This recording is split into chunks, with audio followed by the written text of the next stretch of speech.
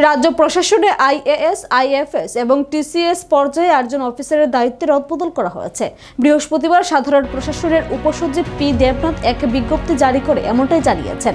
বিজ্ঞপ্তিতে জানানো হয়েছে, আগরতলা পুর নিগমের কমিশনার হিসেবে বদলি হয়েছেন ঊনকোটি জেলার জেলা শাসক দিলীপ কুমার চাকমা। তাছাড়া পুর নিগমের কমিশনারের অতিরিক্ত দায়িত্ব থেকে ডক্টর বিশাল কুমারকে অব্যাহতি দেওয়া হয়েছে। তেমনি ঊনকোটি জেলার জেলা শাসক হিসেবে বদলি হয়েছেন তমাল মজুমদার। এছাড়া উপজাতি কল্যাণ দপ্তরের সচিবের অতিরিক্ত দায়িত্ব দেওয়া হয়েছে কে শশী কুমারকে। পাশাপাশি বিজ্ঞান, প্রযুক্তি ও পরিবেশ দপ্তরের মুখ্য সচিবের অতিরিক্ত দায়িত্ব দেওয়া হয়েছে তাকে। ট্রাইবাল ওয়েলফেয়ার ডিপার্টমেন্টের দায়িত্ব থেকে অব্যাহতি দেওয়া হয়েছে চিফ ইলেকটোরাল অফিসার ব্রিজেশ পান্ডেকে। সায়েন্স, টেকনোলজি অ্যান্ড এনভায়রনমেন্ট ডিপার্টমেন্টের সচিব হিসেবে দায়িত্ব পেয়েছেন IFS Chaitanya Krishnamurthy. TCS grade 1 officer পশ্চিম ত্রিপুরা ডেপুটি কালেক্টর সুব্রত দত্তকে বদলি করা হয়েছে পশ্চিম ত্রিপুরা রেভিনিউ ডিপার্টমেন্টের ডেপুটি সেক্রেটারি হিসেবে।